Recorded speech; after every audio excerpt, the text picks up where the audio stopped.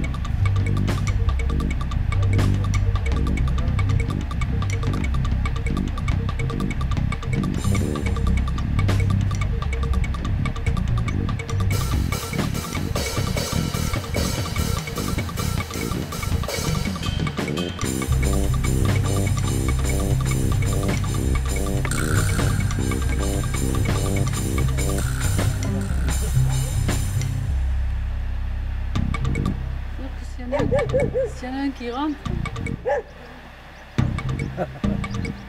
il prend le chien, non?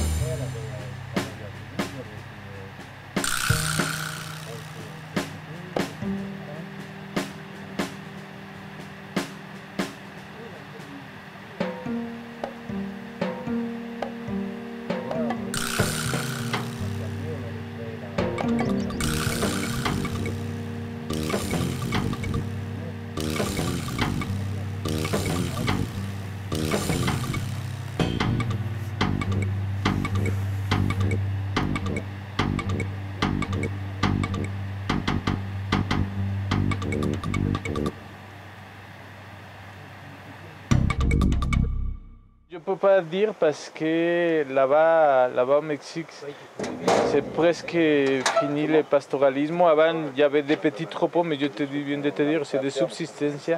Et maintenant, je connais pas des énormes exploitations de brebis ou des élevages grands comme ici de brebis. Tu vois, il y a des vaches, il y a des chevaux, mais j'ai visité quelques exploitations de vaches, mais pas de brebis comme ici. Par contre, on mange pas mal de brebis et de moutons là-bas. Il y a plein de plateaux qui se font à base de ça.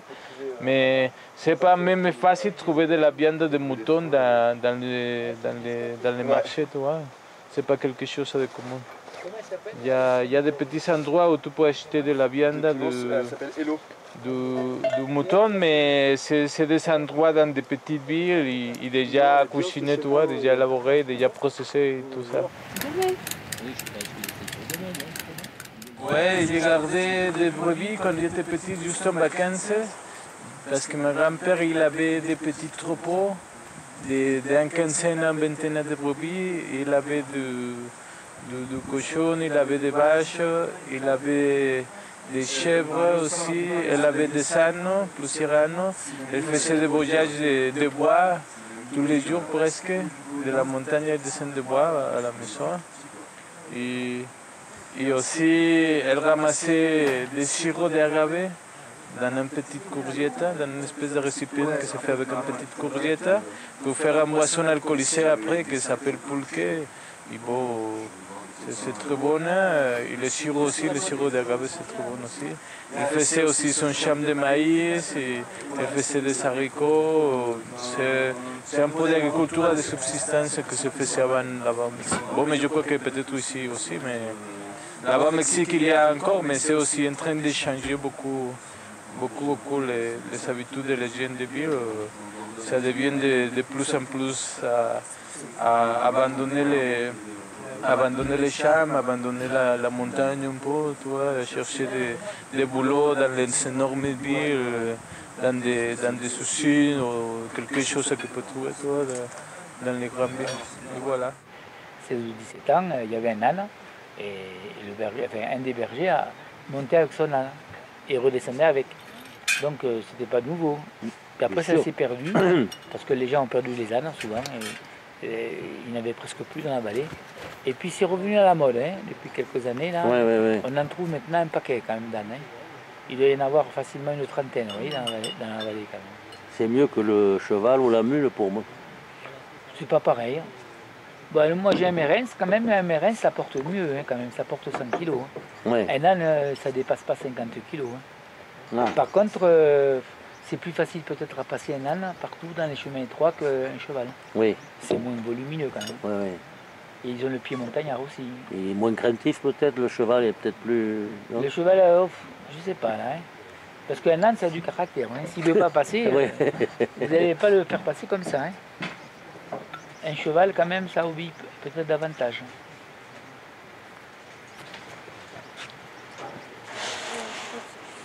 Justement, parlava de Cominac, Oh. et hier à Cominac, tout les teules sont des lauses. Oh. Et il y a une hostal de teulos. Oh. Et alors, à Metz, là, des panneaux solari. Ah oui, oh. Et alors, le panneau nègre est sur la teulo rouge, C'est pas trop pulito. Non, c'est pas trop polito. À costat d'accord, il y a une hostal où il y a une tête de lauses et des panneaux solari, mais à cause, c'est... marche bien. Oh. Comprenez pas ce que on permet une théolade de théolos ici, dans un village. C'est dommage quand même. Alors, d'où ça vient ces terminaisons? C'est disait qu'il y a un pas au basque, hein, quand même. Ah bon? C'est mon père qui m'a toujours dit que ça Audressin, Chantin, enfin, tout ça. Hier. Oui, d'accord. Hier, c'était basque. Mais ça voulait dire, la terminaison...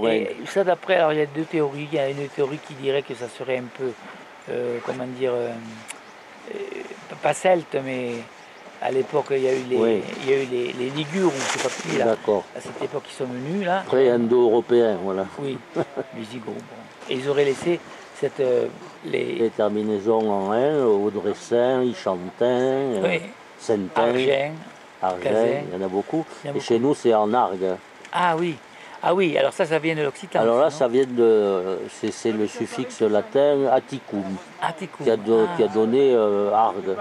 C'est par une évolution phonétique. C'est comme en occitan. Quand on a des noms comme ici, par exemple, Ben Karech, il y a des gens qui vous diront ah Ben, c'est une racine arabe. Oui, Sarracène. oui, oui. Et en fait, les gens qui font plutôt l'occitan, ils vous disent mais non, pas du tout, ça vient de bête, Oui, ça oui, vient oui. de beau, De Beau. en gascon. De Vous avez Beau. dû vous intéresser beaucoup à la toponymie aussi, non? Oui, pas mal. C'est ouais. intéressant, Ouais, hein. ouais, ouais, Quand c'est- on met le nez dedans, ouais, on ouais. se régale. Ah oui, oui, oui. Eh bien oui, même ici, là, des fois, je vois des trucs. Là. Oui. Il y a des choses qui me. Je vois à Guzet, par exemple, le Prat Matao. Oui. Vous connaissez la légende de Matao, non? Alors on dit que c'est le pré du des mort, tués. oui. Mais Là, parce qu'il y a une légende. qui oui, s'appelle mais Matao. en fait, la mate, Oui, c'est- la mat, c'est la forêt. c'est la forêt, c'est C'est le taillis. Le taillis, mais c'est aussi la forêt. Oui, un peu en friche d'ailleurs. Quand on dit qu'il y a eu maton, ça veut dire que c'est une. Oui, c'était oui, un c'est une bosquet, sorte quoi. comment on dit chez nous, une hermasse. Oui, une hermasse, oui. Mais parce que vous avez la forêt de la Matte qui se trouve dans les PO, vers les angles par là. Et la Matte, il y en a beaucoup. Donc, et le Prat Matao, ça serait le pré boisé finalement, parce qu'il y a beaucoup d'arbres aussi. Oui, oui, bien sûr. Mais alors ce que je ne comprends pas, c'est qu'il y a les temps de Prat Matao qui se trouvent en allant au Port d'Ola. Ah oui, c'est vrai, oui. Alors là, est-ce qu'il y a eu des tués là ou est-ce qu'il y a... Et des arbres, il y en a plein. Oui, oui, c'est vrai, oui. Alors, il y a des Oui, des fois, il y a des bizarreries dans la, oui. dans la Après, il faut toponymie. se méfier parce que. Il y a je vais des vous donner faux un amis. exemple. Hein. Oui, et puis il y a eu des déformations terribles par les géographes Oui. qui ont tout déformé. Ah ben oui, bien Et je vais sûr. vous donner un exemple très important et qui est très représentatif. On a des granges d'altitude, nous, dans la Bellongue, enfin, dans le massif des Srémailles, qui sont à peu près à 1400 mètres. Et tout ce secteur, ça s'appelle le Laouèche. Hein.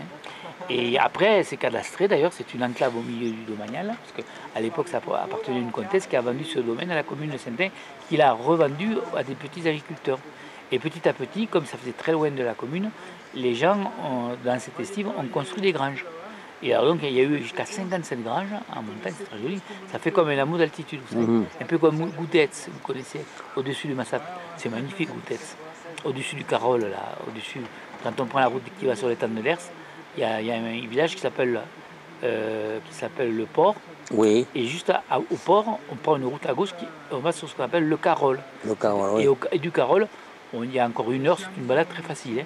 On arrive dans un hameau magnifique de montagne qui s'appelle Butette. Ah bon. Avec des petites cabanes, mais on se croirait arriver au pays des lutins. Quoi. C'est des horis ou des cabanes en pierre. Quoi. Et alors, eux, c'est un peu comme ça, c'était un village d'altitude aussi, où les gens montaient avec leurs bêtes, ils faisaient les foins aussi. Et pour finir, les géographes, quand ils sont repassés, ça s'appelait en occitan Esparis. Et eux, ils ont dit, Les Paris, ah mais comment ça s'écrit? Les Paris. Ah ben c'est les prés de Paris. Ils ont écrit les prés de Paris. Alors attendez, c'est pas fini l'histoire, c'est que les gens, depuis qu'ils s'écrit comme ça dans les cartes, il y en a même quelques-uns qui ont créé une légende. Mais oui, bien sûr, oui. Et qui vous disent que ça s'appelle les prés de Paris, vous savez pourquoi ils disent Parce ça? qu'il y avait des Parisiens ou Parce qu'il y avait toujours un cousin ou un ariégeois qui était parti à Paris. Et comme il venait l'été aider les gars du coin à faire les fouets. les fouets, on a appelé ça les prés de Paris. Mais c'est pas du tout ça, Non, non. par l'histoire. Mais c'est ça qui est amusant, vous voyez. Ah oui, non, mais il y a beaucoup les géographes français, ils ont beaucoup francisé ou Ou déformé. déformé. Alors il y a des histoires comme ça, vous avez dans les Cévennes, les terrasses s'appellent les failles. Les failles. Les failles, ils disent. Alors il y avait les failles rouges. Alors, ils arrivent, comment ça s'appelle ici? Les failles rouges. Alors, les fesses rouges. Ça ne m'étonnait pas. Bon, mais qu'est-ce qu'ils sont? Hein? Ah oui, le col des 13 vents. Ah oui, C'est le col del 13 Benz. les 13 Benz, oui. Mais il y en a 3. Il y en a 3, pas 13. Mais alors, comment vous dites 13 Benz? Alors, ils ont compris 13 vents. Oui, oui. Europe. Bon, 13, avec 3, ça suffit déjà. oui, oui.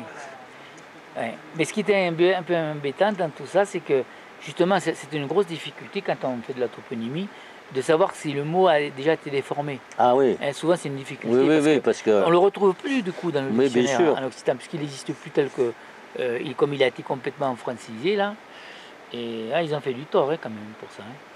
Ils auraient dû laisser les mots dans la langue d'origine. Eh oui, mais... Et ça se fait chez vous, quand même, disons, par exemple, remettre les noms des rues. Un peu, oui, quand même. Il y a pas mal de... Oui. C'est bien, ça, aussi. Mais alors, tiens, justement, il y a un truc qui me... Puisque vous êtes gascon, vous connaissez ARC, ils ont mis les noms des rues en gascon. Oui. Mais c'est Alors- pas gascon, pourtant, RC. Bon, RC, si. C'est entre les deux, hein, qui est tout au barrejado, comme on dit. Ouais. Mais, et alors, il y a la Fund Oui, d'Erabiero. D'Erabiero. oui. Bon, mais alors, comment vous écrivez Dero?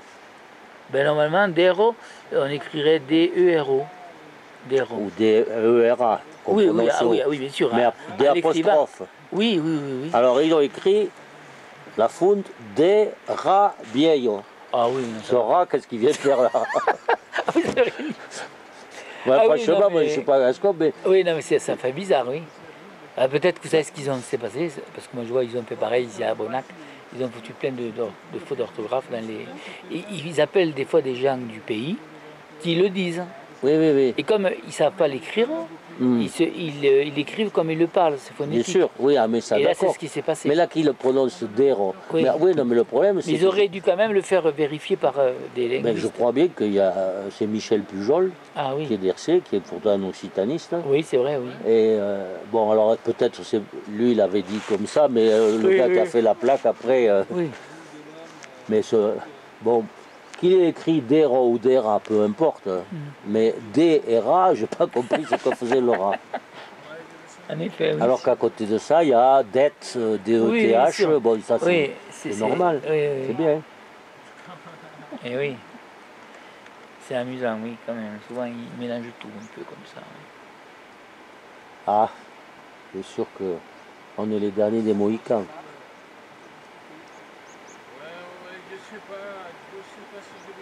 C'est étonnant quand on va au Valaran qu'on pense que c'est leur langue Ah oui. officielle hein, là-bas. Ah oui, oui. Et que nous, c'est devenu vraiment. Ouais, c'est un Ah, peu- puis ils se défendent bien, hein, je veux dire. Ah oui. Quand on leur parle, ils répondent. Je me souviens une fois, on est allé au parc d'Aigostortes, Oui. et bon, le gardien était gascon, et on a parlé gascon, il était tout content. Ah, hein. oui, bien sûr.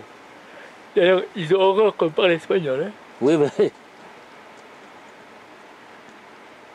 Voilà. Allez, Kawana. Ikawala.